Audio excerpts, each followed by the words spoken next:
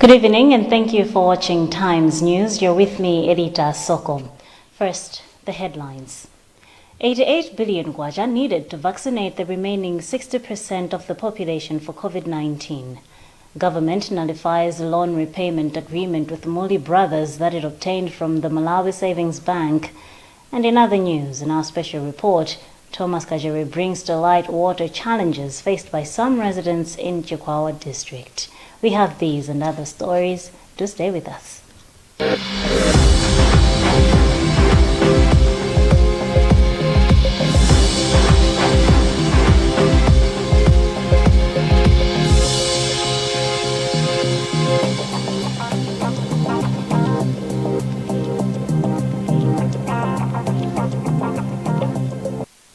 And our first news item.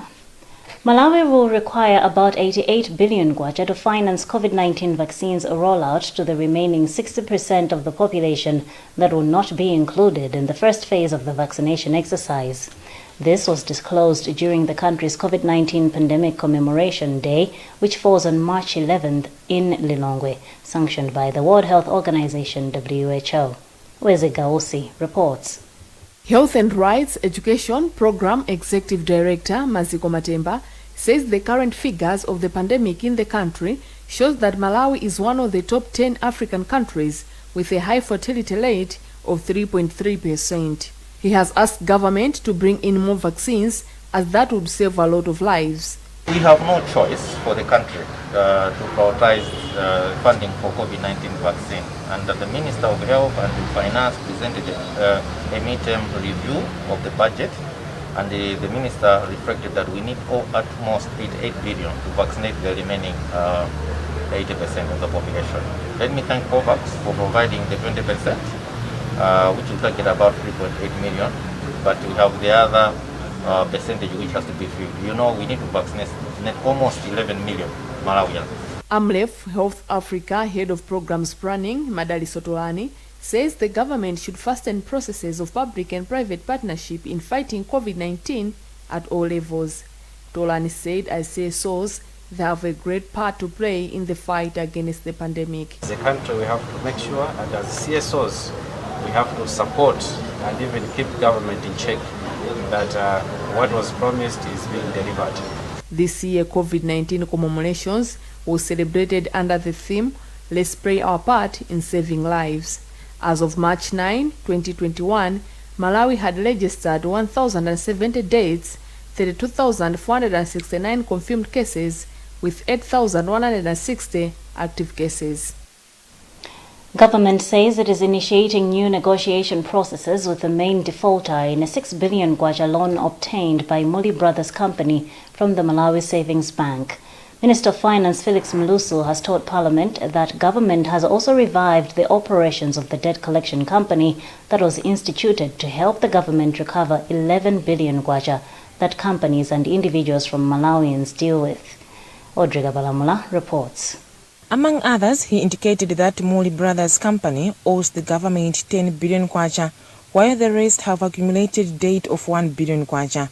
Mulusu said the process has already started. We have to start afresh, negotiating with the particular defaulter to see how best this loan can be paid back.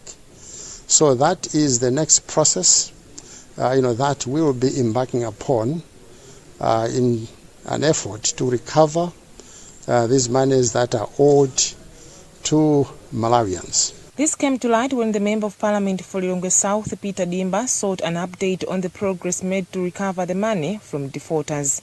Mlusu's response also revealed that the Democratic Progressive Party-led government signed an agreement with the Muli Brothers Company to save its loan monthly at a rate of 5 million kwacha, translating to 167 years. Mlusu also indicated that so far the company has settled 75 million kwacha. According to the Finance Minister, lack of political will and political interference contributed to slow recovery of the funds. The development pushed MP from Kotakota North East Martha Lungi to request from the Minister an update on the misappropriation of COVID-19 funds and issues surrounding National Oil Company to avoid targeting individuals. However, Government Chief Whip, who is also Minister of Lands, Kezi Msukwa, said Mlusu was only responding to questions as directed by the order paper. In 2015, the government sold part of the bank's shares to give up 75% of its stake in Malawi Savings Bank for 9.5 billion kwacha to FDH Holdings Limited, despite protest from the then opposition parties and some civil society organizations. Chief Resident Magistrate Patrick Chirwa has ordered former President Peter Mutharika and former Chief Secretary to the government Lloyd Mohara to pay a 69 million kwacha bill for their role in the alleged plot to remove Chief Justice Andrew Nyirenda and Judge Edward Twea. This means Mutharika and Mohara will have to share the costs. Rebecca Jimjeka has a report read by Wezi Gausi. Mohara and Mutharika have been given 14 days to pay the cost. The court has ordered the first applicant, HRDC, and the second applicant, Magistrate Association, to be paid 26 million, while the third applicant, Malawi Law Society, to be paid 43 million kwacha. Initially, HRDC and the Law Society wanted Mutharika and Mohara to pay 170 million of the total cost, in which the lawyer representing Mohara opposed. Speaking after the judgment, lawyers representing Law Society, Patrick Mpaka, said he was very happy with the ruling. Now, we are fine with that. It's because the court has deferred with us on the principle that we were proposing to say, should you use the hourly rate of 40,000 or you can adjust it to 100,000. So the court has said, at my level, I cannot make that adjustment. So on the principle that it has used, the court has made a right decision, and I think we are very fine with it. Lawyer representing Mutharika and Mohara, Charles Mohango, said he was happy that the court has reduced the amount. Initially, the applicants wanted the court to order the two respondents, His Excellency former President Professor Peter Mutharika and his Honorable Justice Lloyd Mohara, to pay in costs in excess of 170 million. But we battled it out, and the court, in its wisdom and looking at the legal principles, has ordered or reduced that amount to around 69 million to be paid. On November 20, 2020, newly appointed Malawi Supreme Court of Appeal Justice Charles Mukandawire, while winding up the case he was presiding over as a High Court judge, ordered Mutharika and Mohara to pay costs incurred in the case where they were found guilty of forcing the Chief Justice and the Justice of Appeal Edward Twea to proceed on leave in June last year pending retirement. Now, the Malawi Embassy in Japan has called upon Malawians to stop buying vehicles through car dealers of Messrs. Auto Road KK, Carhard Japan and Auction House Japan until further notice. The embassy has given the company an ultimatum to refund all the complaints in full, mainly to those who formally complained through the embassy or the Ministry of Foreign Affairs. From Mzuzu, Sam Kalimira reports. According to the statement dated March 9 and signed by the Ambassador Grenenja Banda, the embassy received many complaints against the second-hand car dealer companies which are owned by the same person. Banda said the embassy of the Republic of Malawi in Japan said they received numerous complaints against the second-hand car dealer companies, namely Auto Road KK, Car Hub Japan, and Auction House Japan. To verify the complaints, Banda said the embassy engaged the company to supply them with cars as per order, but to no avail.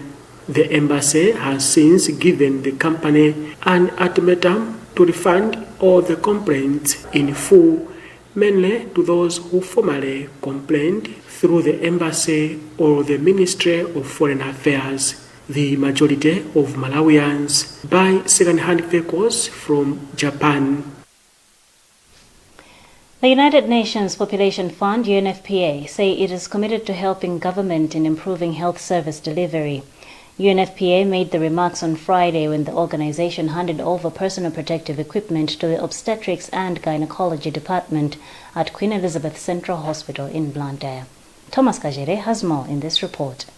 The organization's Sexual Reproductive Health Rights Coordinator, Juliana Lunguzi, said health workers need to be uplifted by, among others, making sure that they have necessary equipment. Our main focus was on the protective wear, which is the reusable scrubs. The idea is for a health worker who is taking care of the pregnant women, we want them to be protected when taking care of the pregnant women. We want them to leave their homes in their street clothes, but when they come here, let them change to something so that they protect themselves. This is some funding that we got through from the Secretary General's fund called the Partnership Trust Fund, MPTF. We got $1 million. So among us 3 agencies of UN Women, WHO and UNFPA, we focused on making sure that we respond in the area of sexual reproductive health. Principal Nursing Officer Edith Tewesa thanked UNFPA for the donation, saying it will motivate the health workers to work better in their profession. We usually have shortage of personal protective equipment. So the government still tries to provide us enough, but because the workload is too much, and that sometimes it doesn't fit for everybody. So sometimes we do have shortage of personal protective equipment. Meanwhile, specialist obstetrician gynecologist Dr. Victoria Bobe said the donation has come at the right time and will ease the challenges the department has been facing. As you know that pregnant women still face quite a number of issues when they come to us, as well as the healthcare providers themselves face different challenges, some of which can be a lack of resources. So this is a timely donation, especially the protective wear that we've received will go a long way in helping us to help our patients. UNFPA has made the donation with resources from its Secretary General's Fund, Unmat Partnership Trust Fund, MPTF. The donated PPE included gloves, scrub suits, face masks, gumboots, shoe covers, aprons, gowns, hand-washing soap and hand sanitizer. Now, there are expectations that sexual reproductive health service delivery will improve for young people in Mangoji, Salima and Dedza, following a donation of 6 mobile clinics for the districts. The vans worth $450,000, which is about 360 million kwacha, have been purchased using funds from the Royal Norwegian Embassy through the United Nations Population Fund, UNFPA, under the Joint Program on Girls' Education, JPGE.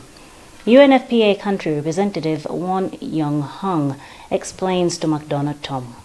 No, we have been working on this issue for a long time, and somehow the changes in behavior about the sexual reproductive health by the young people, but also the community member, social leaders, are not changing fast enough.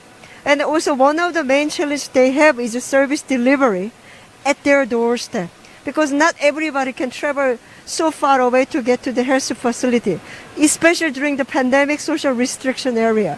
So definitely it is going to be a big investment to boost accessibility to quality sexual reproductive health services.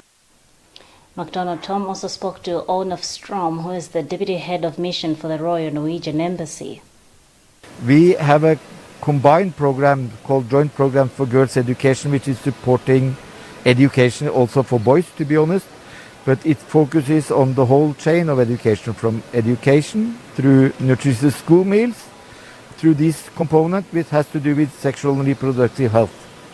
And we are doing that because, of course, we have noted, as it has been alluded today, the challenges with early pregnancies, child marriages, and these sort of issues. And we believe that girls should be given the opportunity to go to school and have these services available in their communities. Minister of Health Kumbiza Gandolo Chibonda was the guest of honor during the handover ceremony of the vehicles. She expressed hope that the donation would go a long way in improving sexual reproductive health service delivery in the 3 districts. These funds basically they are targeting our youth and our young women, because as you are aware, in this country over 50% of the population it is the youth. And you know, we have had challenges, especially due to the COVID-19 pandemic, where we have witnessed young girls getting married early, but we have also witnessed a huge surge in teen pregnancies, which is a big challenge to us as a Ministry of Health, but also to the country, because the future of this country, it is in the hands of the youth, and as a minister we are supposed to provide health care services to our youth. UNFPA started implementing the program in 2014 in collaboration with the United Nations Children's Fund, UNICEF, and the World Food Programme, WFP. You're watching the news on Times TV. We'll be back with more shortly.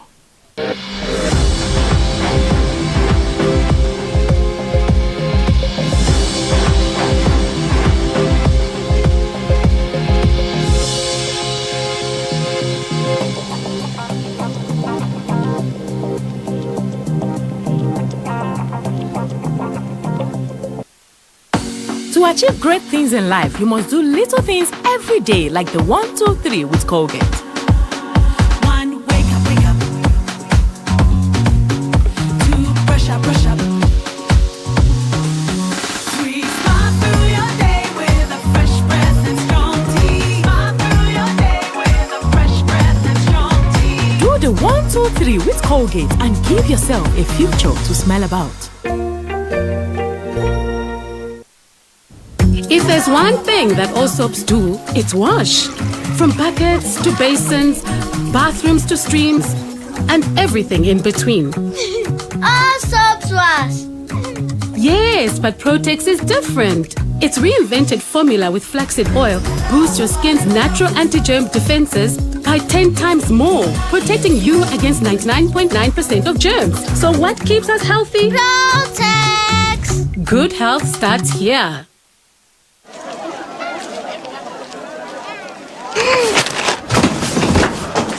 Do your gums hurt? Yeah. Does your toothpaste contain sage, eucalyptus, myrrh, chamomile? All that in one toothpaste? Yes, try Colgate Herbal. Colgate Herbal contains nature's best herbs and Colgate's fluoride technology to give you strong teeth and healthy gums. Ah, Colgate Herbal. Let's go.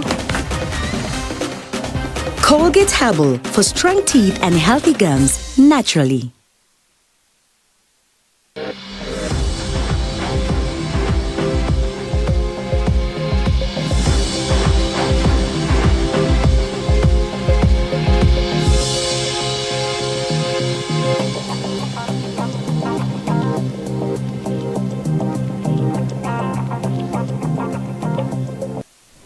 Welcome back. In our special report, Thomas Kajere brings to light challenges that women are facing in search of clean water in Chikwawa district.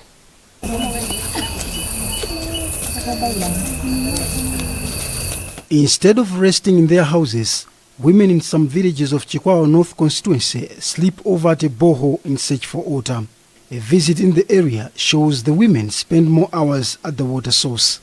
I met Elita Fraction with her colleagues who had already spent 5 hours at the site and said they could wait up to late night or sleep over because of water problems.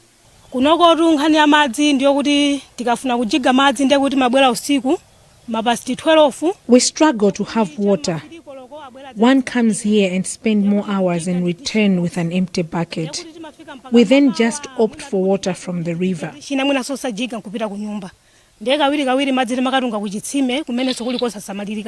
Alice Luciano says sometimes they are attacked by thugs on their way. Maziti mavutika mfwaja mabwera kaya mateni kuloka usiku nkubwera kunjigo pezeka njigo ujati machoka mwina 12 kokolo madzi mwina usadarunge kadikirira so pezeka china chichonse sudachite pakhomo. It happens that your child is sick and you don't have the water at home. I got injured at night while looking for water. Families are breaking because most often we don't sleep in our houses. Tukutunga kuti tikamwe mwina mabanja kumene akutafua chosowa chani chosowa madzi. But just like Thomas Didimas, I wanted to authenticate if the claim of sleeping over at a borehole was true or not. So I went around the village just to pass hours away while waiting for the late night. Afraid of being attacked or mistakenly identified as alleged bloodsuckers, I visited the borehole with 4 village champions. To my surprise, I found the women lying on the floor with their buckets killed. They explained to me that life is hard and oftentimes they drink from the river. But is this how they live, sleeping at a borehole in search for water? We the elderly are struggling with this water problem. When we return from the farm, we come here to fetch the water, but we go back with empty buckets. We then just find someone to fetch it for us from the river. Some women are escorted by their husbands for fear of being attacked.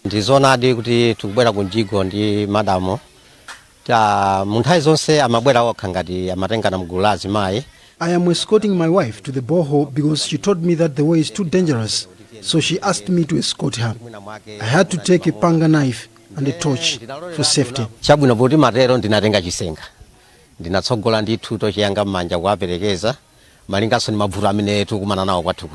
The area, which is surrounded by almost 5 villages, depends on one borehole. This, according to men, is affecting their families.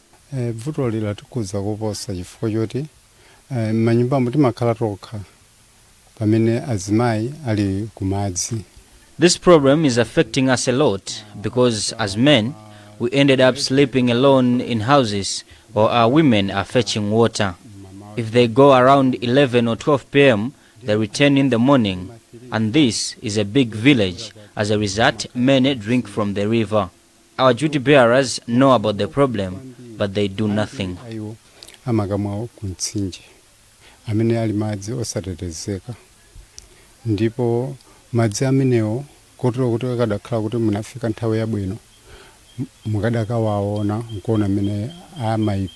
As a duty bearer, Member of Parliament for Chikwawa North, Owen Chomanika, says, No, the plans are very big, and we are talking to organizations that are working within the area. At the same time, we are trying to work on financing mechanisms, supplementing the Water Development Fund with the CDF funds to make sure that we create piped water systems in many communities. Currently, we are starting with Mfera, Dulansanje, and Mbendlana, which after this year or in due course will also go to, say, Gumba area and the Pende side, where we want to make sure that we use solar pumped and solar driven, solar powered water systems to make sure we provide to every village a water point which is piped and is clean. This will help in saving our women from walking long distances to get water, and also not taking long time at a water point to draw water. So we are making effort, and it's the key priority area for our development in as far as this period is concerned up to 2025. Health rights activist Maziko Matemba says denying people potable water equals to infringing upon their right to good health.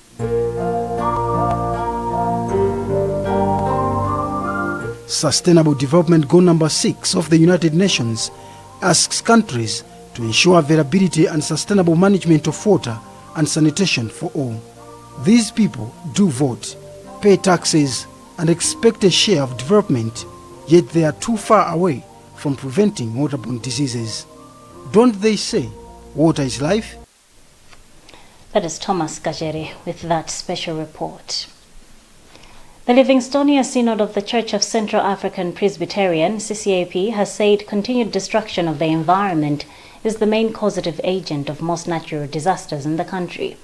The worry has prompted the church to urge its flock to do more in tree planting exercises in order to cover up the lost vegetation. Patience Lunda with the details.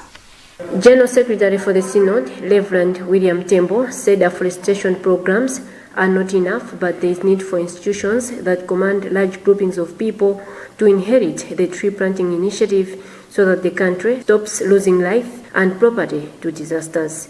According to Tembo, Malawians have relaxed in protecting the environment, which is why the Synod has decided to facilitate tree planting initiatives through its various departments. Tembo said there is need to also prioritize cleaning the environment, as waste management is still a challenge in most townships in the country. Every Malawian to make sure that we protect the environment. If we do not protect the environment, we will all suffer. We're already suffering. When storms come, heavy storms, they just sweep the buildings because there is nothing to protect our homes. Through the Synod of Livingstonia Development Department, SODEF, and partners such as the Malawi Care Creation Network, the church will plant 3,000 trees, of which 2,100 have already been planted in Karabe and Mzimba North. The church is planting trees in areas where congregants will be able to take care of them, and through the help of the city councils, it is screening trading centers which are failing to manage waste. One of the trading centers which has been targeted for tree planting is Ekwendeni in Mzimba North. Ward Councillor for the area, Morgan Tembo, explained that many people are relying on charcoal in the area and has left many places bare, and waste management remains an eyesore. The first problem is poverty. We have seen that a lot of people rely on charcoal, so they are cutting down trees, producing charcoal. That has led to the land degradation. The Livingstonia Synod of the CCP launched its tree planting season on February 11 with a call that all church presbyteries should take the initiative seriously. Football Association of Malawi President Walter Nyamilandu has failed to retain his FIFA Council member seat after losing it to a Nigerian, Namaju Pinnick, during Confederation of African Football elections held in Rabat, Morocco today. Nyamilandu secured 8 votes against Pinnick, who amassed 43 to win the Anglophone bloc seat. The farm president competed against the Nigerian after 4 other contestants had pulled out. Out of the 54 member associations, 52 federations attended the General Assembly. Chad, Eritrea did not attend the meeting after their respective associations were disbanded by the governments. For losing the FIFA Council member post, Nyamilandu has missed benefits including a 16.6 million kwacha monthly salary. And that's the news for now. But before we go, the headlines again. 88 billion kwacha needed to vaccinate the remaining 60% of the population for COVID-19. Government nullifies a loan repayment agreement with Muli Brothers that it obtained from the Malawi Savings Bank. And in other news, in our special report, Thomas Kajere brought to light water challenges faced by some residents in Chikwawa district. You've been with me, Edita Soko. You can get more on these and other stories by visiting our website, www.times.mw. You can like our Facebook page, Times360 Malawi, and follow us on Twitter at Times360 Malawi. Remember to wash your hands regularly, observe social and physical distance, and mask up. Please stay safe. Have a lovely night.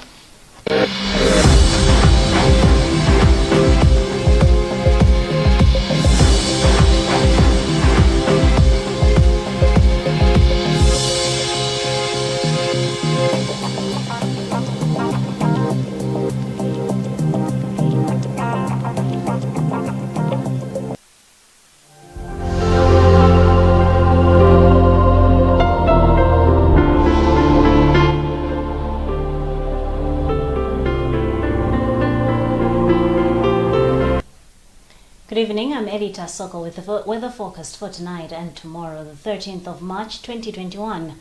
Expect heavy rain associated with thunderstorms over most areas due to a combined effect of Congo air mass and the intertropical convergence zone oscillating over Malawi.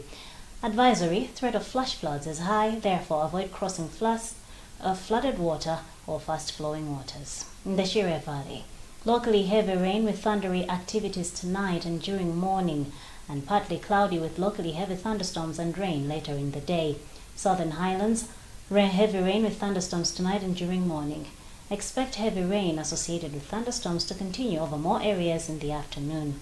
Central areas, cool with heavy rain and thunderstorms tonight and in the morning, and heavy rain associated with thunderstorms during the afternoon. Lakeshore areas, heavy thunderstorms and rain tonight and during morning. Heavy rain and thunderstorms to persist later in the afternoon. Northern areas expect cool conditions with rain and occasional thundery activities tonight and during morning, and locally heavy rain and thunderstorms during afternoon. Forecast temperatures: Ngabo a minimum of 24 degrees Celsius and a maximum of 32. Blantyre a minimum of 17 degrees Celsius and a maximum of 24. Lilongwe a minimum of 16 and a maximum of 25. And in Mangochi a minimum of 23 degrees Celsius and a maximum of 29. Nzuzu City a minimum of 15 degrees Celsius and a maximum of 26. Wind variable but gusty in stormy areas. Forecast for Sunday, reduction in rain. We'll now give you the times for sunrise and sunset for tomorrow, the 13th of March 2021. In Mzuzu, the sun will rise at 12 minutes to 6 and set at 6 o'clock. In Lilongwe, the sun will rise at 12 minutes to 6 and set at 2 minutes past 6. And in Blantyre, the sun will rise at 18 minutes to 6 and set at 2 minutes to 6. That's the weather forecast for tonight. I'm Edita Sokum. Have a lovely night.